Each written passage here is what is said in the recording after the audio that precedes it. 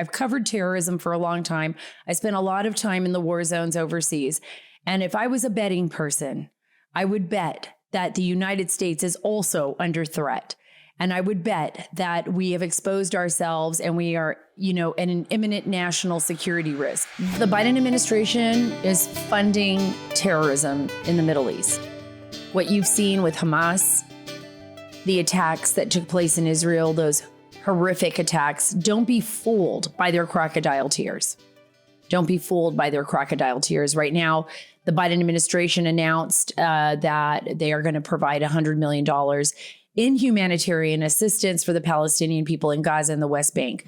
And of course, there are innocent people in these areas that were not involved in the attacks in Israel, not directly involved. But I just want to take a step back, that Hamas was elected in 2006, 2007 by the people in Gaza to represent them. They might have now overstayed their welcome, and they have their claws buried deep into the soil of, the Gaza Strip, and they control the Gaza Strip. And unfortunately, they have made their own people human shields. But this is coming from people that, by the way, don't care about torturing babies and children and utilizing, like I said, their own people in, schools, their own children, to put missiles in their schools to target Israel or put their headquarters in hospitals. This is the kind of sickness that these monsters have. This is how they rule. This is how they operate, right? And I'm going to prove to you, based on actual, real investigative journalism that is conducted by Gabe Kaminsky, how Palestinian terror-type groups are being funded by our U.S. State Department. And he's going to lay it out for you. He's going to lay out the groundwork of what happens. And what I love about his work, what I love about his stories, is the fact that he is not reactive. He's been investigating this for some time. He is proactive in exposing this, and how these groups have pocketed hundreds of thousands of dollars from the Biden administration. What a shame. What a shame.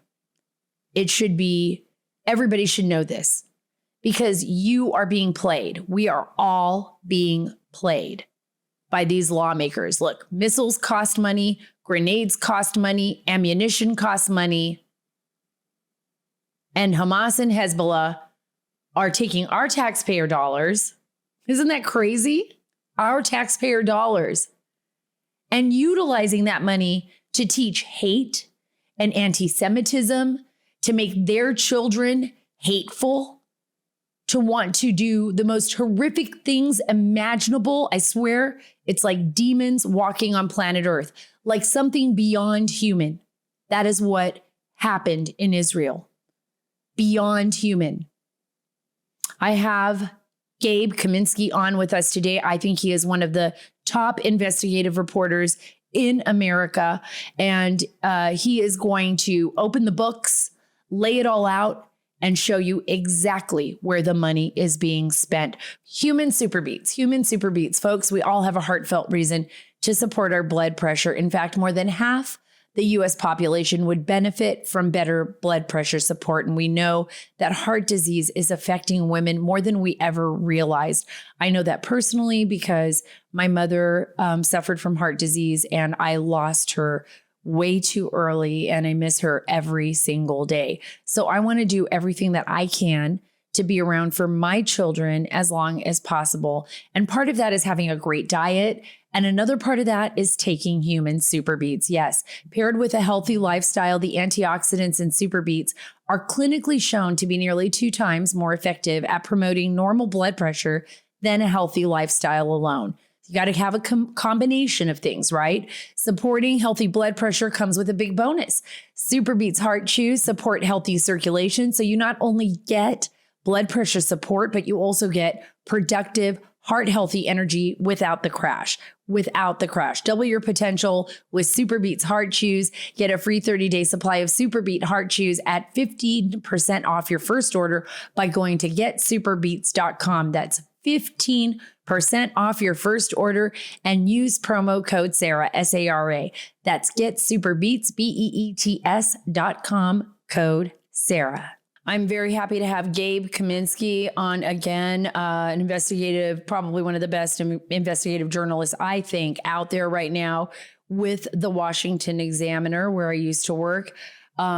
Here is your headline, Gabe, from a few days ago. And I'm just going to jump right into this because our world is upside down right now. And I think you're doing such incredible work here to expose what is going on both in our government and outside our government when it comes to Palestinian terror-tied groups. But here's your headline. Palestinian terror-tied groups pocket hundreds of thousands from the Biden administration.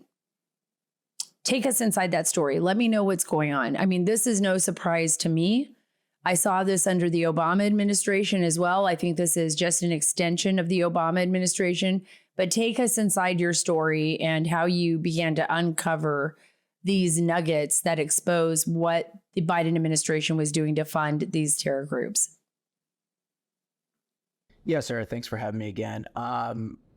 Basically, our story, specifically that you just mentioned, specifically focuses on the wide variety of government grants under the Biden administration from the State Department and the U.S. Agency for International Development, also known as USAID, to various entities based in Gaza that maintain or have shared ties with Hamas, as well as other terrorist groups, as well as expressed support for these terror groups. And just to give you an example here, the State Department in September awarded $100,000 to Al-Quds Open University in Gaza to boost quote-unquote community service and action planning for children in Gaza, the West Bank, and East Jerusalem.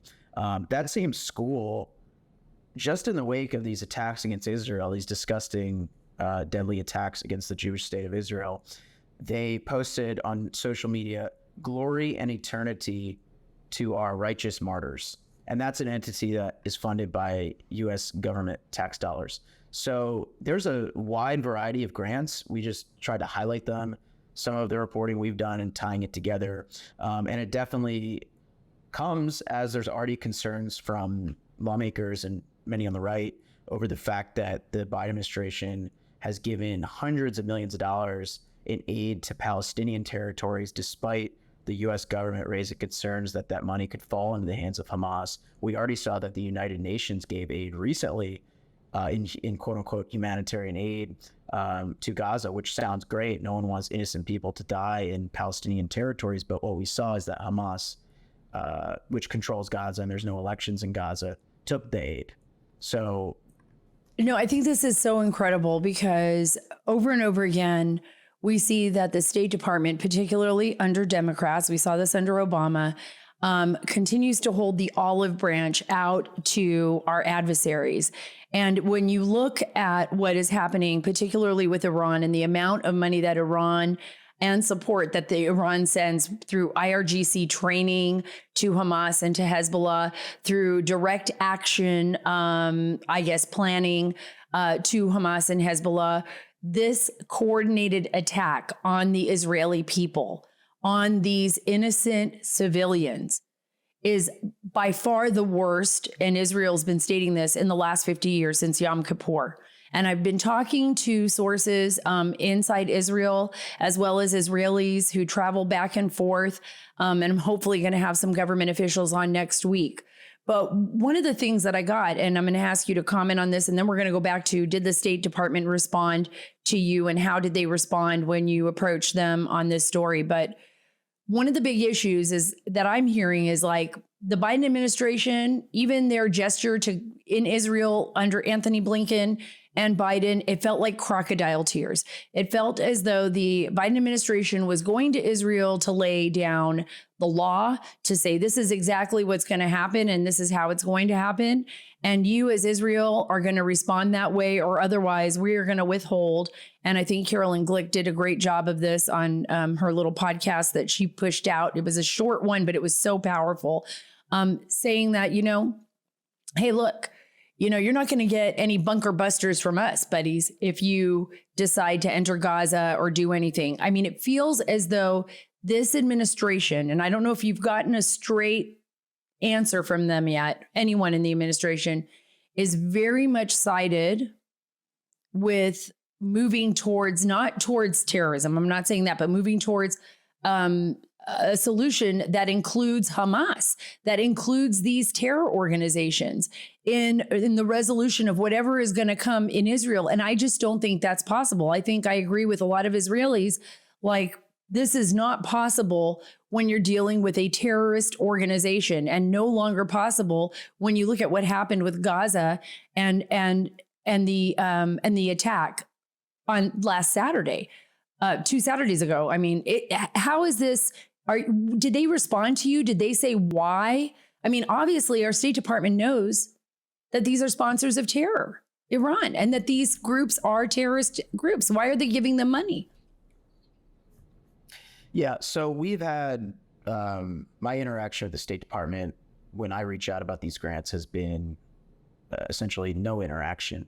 I reached out about a $90,000 combined dollars they gave to an entity called the Phoenix Center for Education and Research that has hosted workshops and conferences alongside personnel from both Palestinian Islamic Jihad and also Popular Front for the Liberation of Palestine.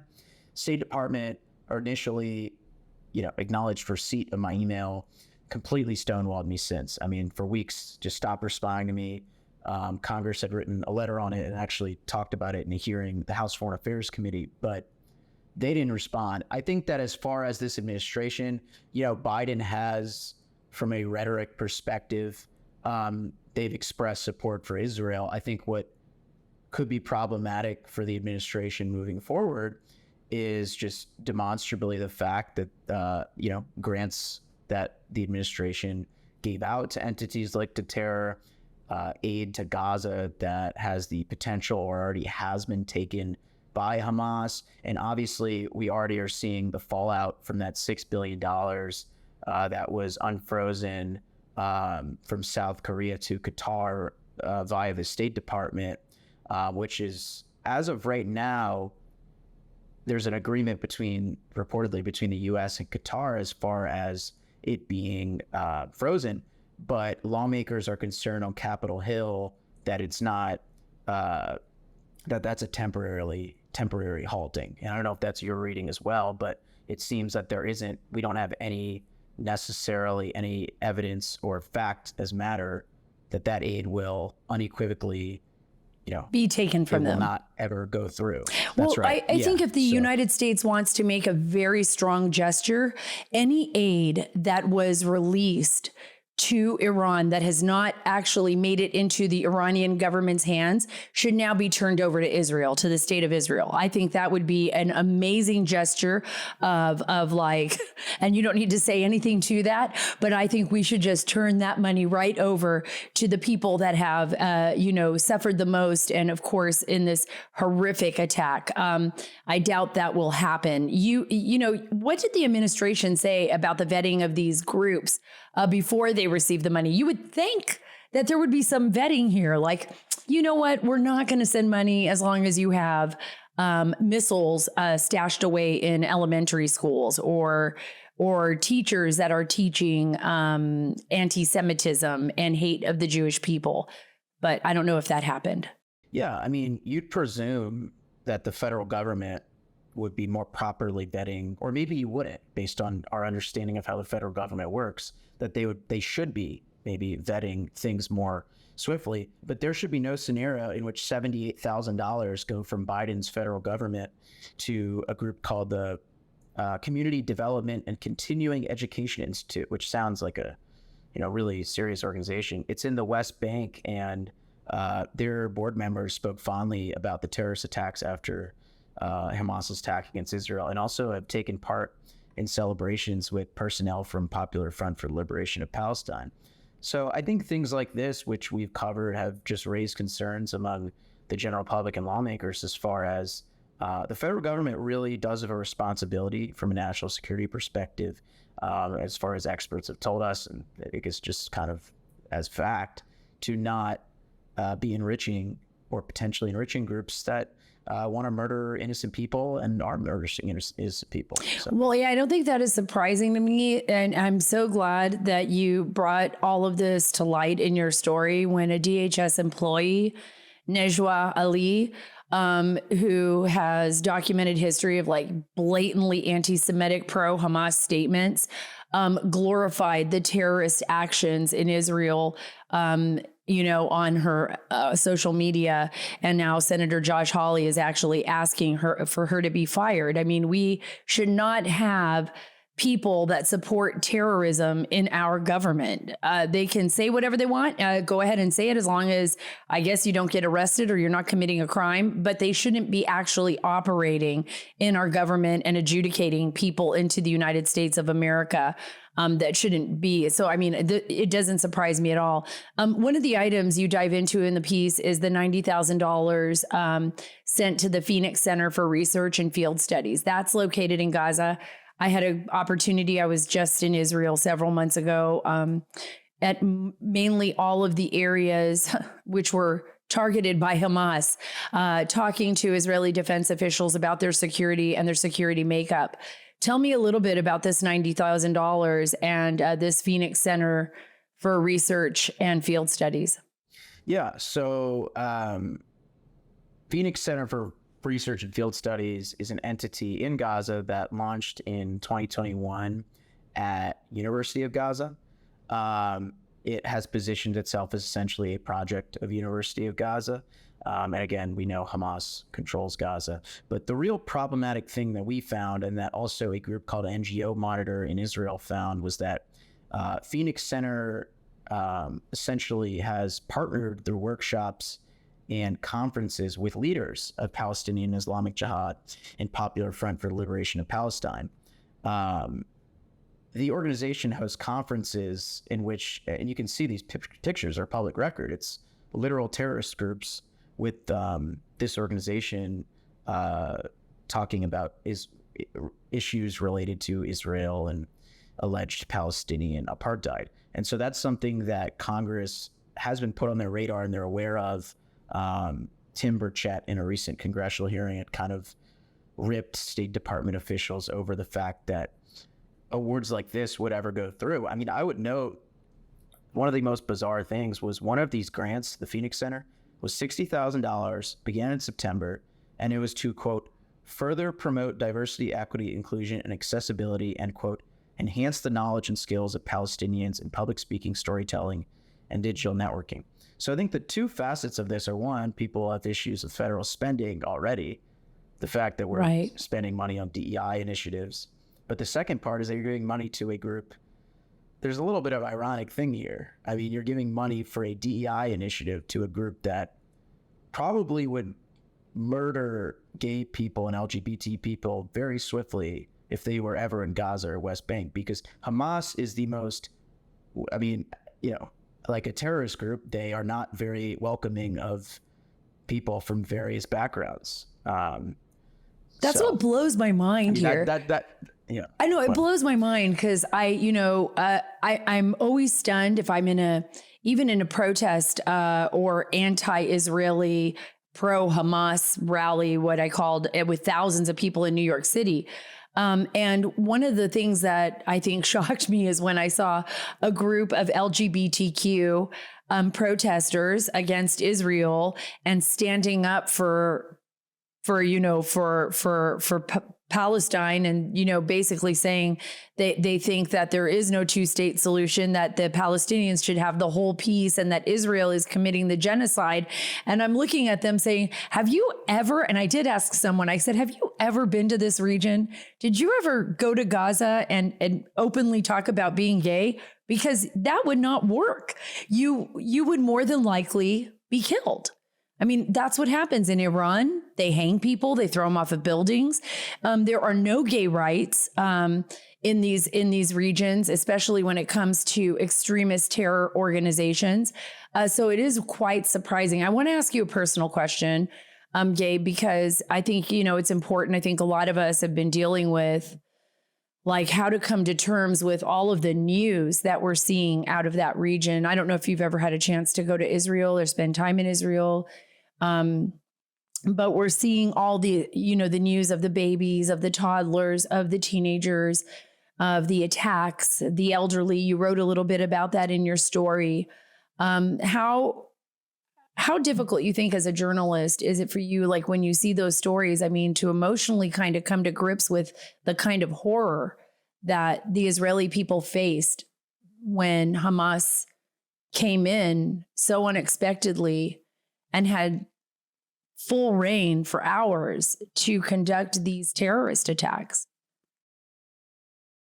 Well, what we've covered and what's apparent is, it's been a horrific attack, the most deadly since the Holocaust. And I've been in Israel. I was raised Jewish, but yeah, we've been in addition to covering stories pertaining to the Biden administration, the federal government, and then we've also, the Washington Examiner, just been trying to tell human stories. And one of those recent stories, as an example, was about, we've been interviewing people in Israel about a man, 26-year-old man in Toronto, whose brother-in-law was one of these people murdered at the festival.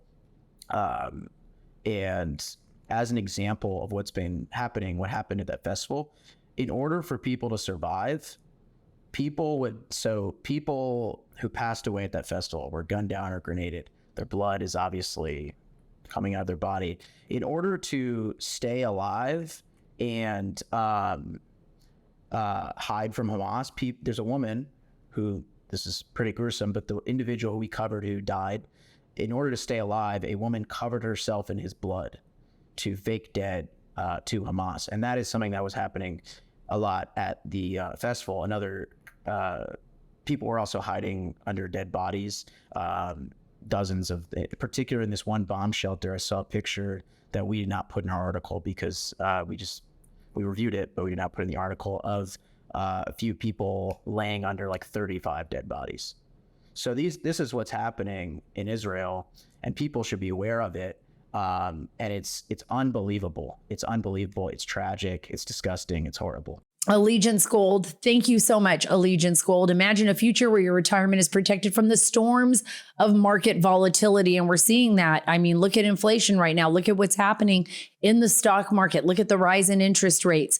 The erosive forces of inflation, yes, recession, government meddling, and economic uncertainties. Imagine retiring with peace of mind. You can do that. Do the research yourself. Look at Allegiance Gold, right? That future, my dear friends, can become your reality, courtesy of Allegiance Gold. Get $5,000 of free silver on a qualifying purchase when you visit protectwithsara.com today. That's protectwithsara.com today. Get up to $5,000 of free silver on a qualifying purchase when you visit protectwithsara.com today, or give them a call at 877-702-SARA, S-A-R-A. Don't wait. Take control of your retirement today. Call 877-702-SARA, S-A-R-A, and speak with one of their experts. They'll answer all your questions and help you get started on a path to a more secure and prosperous retirement. Time is of the essence. Protect your future with Allegiance Gold. Visit protectwithsara.com. That's protectwithsara.com. If you enjoy hard-hitting investigative journalism, smash that subscribe button down below, leave us a like, and make sure to subscribe to the Sara Carter Show on your favorite podcast app. Thank you. It makes a difference. There was something that did happen, and you have it. It's in, it's in the Washington Examiner. It's an exclusive. Palestinian terror group booted from a new online fundraising platform. I think that's pretty good. Are we seeing enough of that happen? And explain that a little bit. Yeah, I guess to provide context about this article. So since last November, we've been reporting on a charity in Arizona called Alliance for Global Justice that has 501c3 tax exempt status. and sponsors essentially a bunch of organizations. It's kind of like a pass-through group. In 2020, as an example, this group pulled in $56 million. The notable part about this charity is that it sponsors an organization I don't know if you've heard of before, but it's called Sami Dune. And Sami Dune is designated in Israel as a terrorist organization. And Sami Dune has been organizing in support of Hamas as this terror attack has happened. But the other thing is they share employees with the Popular Front for the Liberation of Palestine.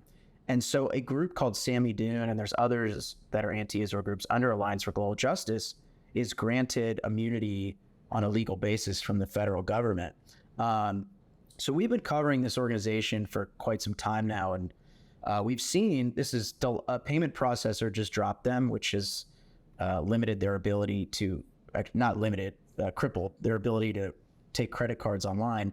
But prior to that, there were 3 other payment processors that also dropped them. So we've seen this long trend in the past year of 4 payment processors that have stopped working with Alliance for Global Justice. It's been on the radar of Congress, who is, kind of written to the IRS and Treasury Department about it. But I think the oversight is not really done. What I've really heard from a few different lawmakers' offices is that they have concerns over the fact that Alliance for Global Justice still has tax-exempt status. And this is an example of one charity, and I think there's a lot of intricacies, but it's really an example of how there are many organizations in America that maintain these ties to Israeli terror groups, like the grants, and the federal government and the powers that be, to the concern of congressional lawmakers, have not taken enough action on it.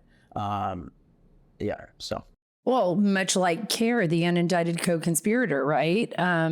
In September 11th. I mean, and it's one of the biggest groups in the nation right now. And they were an unindicted co-conspirator. That's what they were. And there's a lot of concern there too. I wonder how many more groups are out there, just like you said, that don't have this appropriate oversight. What have some lawmakers told you could be done eventually? I mean, is there a way to kind of control these groups? I mean, I would imagine if you're supporting terrorism, that should be a no-brainer. Right? I don't know. I think that's right. And yeah, it should. Yeah, right. I mean, the IRS they operate very covertly. That is to say, every time I email them for comment for a story I'm working on, I receive a response that essentially says the IRS cannot legally comment on this. And it is true, there are major laws that bar them from commenting on taxpayers' relationships with unless the you're a government. Tea Party member or patriot. No, I'm just joking. But essentially, so I mean, I'm not aware of if the IRS opened an investigation into this charity. I'm not aware of its ongoing. What I can say is, last month, PayPal dropped this charity over its Palestinian terror ties, and that was after House Foreign Affairs Committee had a call with PayPal and raised concerns to them. Chairman Michael McCall and PayPal informed McCall that they were not going to be working with this charity anymore, which that's something we had reported on.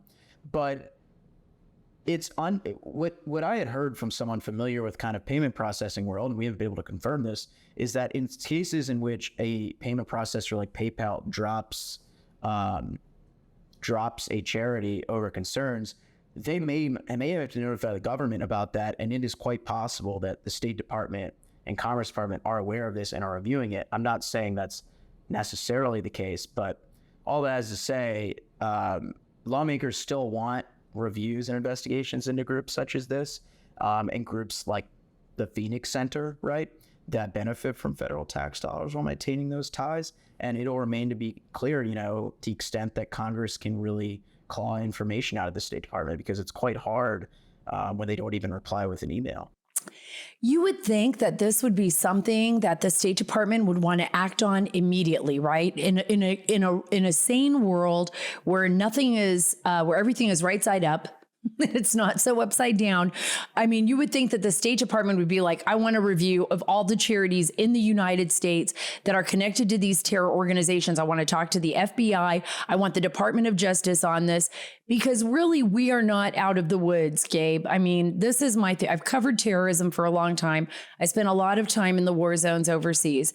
And if I was a betting person, I would bet that the United States is also under threat. And I would bet that we have exposed ourselves and we are, at an imminent national security risk.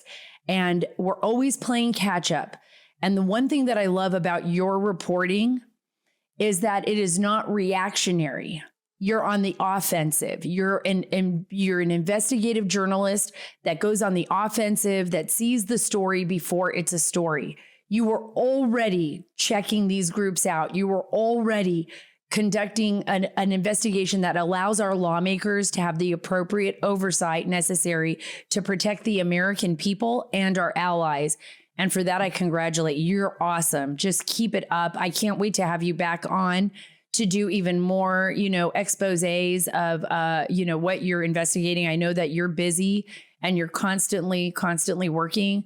And I want to say thank you for taking the time also to tell us the stories on the human angle, which is the people that are suffering right now in the state of Israel, the people that need to tell their stories and be the eyewitness, unfortunately, to another horrific situation that is I don't even want to say Holocaust, because I want to give the Holocaust its own place in history. I want to give the Nazis their own disgusting place in history. And I hope that one day in the future, when people look back on what Hamas has done, that they look at Hamas and are just as disgusted with Hamas as they are with Nazis. I hope that they are synonymous with that, but that they have their own place in history and maybe their own place in hell. Thank you so much, Gabe, for being a part of the Sara Carter Show. I really appreciate your work and all you do, and I can't wait to get you back on. Oh, thank you very much for having me and for your kind words. Thank you. I want to thank Gabe Kaminsky for coming on the Sara Carter Show today, for coming on my show. Your investigative journalism is so important, and I love highlighting new upcoming investigative journalists. I loved my career as an investigative journalist. Now I'm an investigative columnist. I've got my opinion, but we really need great journalists. We need these journalists to tell us the truth, to educate our lawmakers, and to educate the populace so that we can make the right decisions when we go to the voting booth. Let's fight to take them back, folks. We need to elect leaders who will spend our tax dollars responsibly. Please, please, please pay attention. You're a part of the democratic process. You're a part of this great republic, and it's ours as long as we protect it. Please make sure that you are subscribed to the Sara Carter Show here on your favorite podcast app. It really helps. Follow me on Truth at Sara Carter Official, on X at Sara Carter DC, and on Instagram at SCarterDC. God bless you. God bless our great nation. God bless all the investigative journalists out there who are trying to do the best job they can to educate every single one of us. And pray that we do the right thing, that we go out there and that we fight the good fight alongside all of those who have given so much. And please pray for peace in the Middle East. We're all going to need that. And pray for our major American cities. Folks, we're in really big trouble.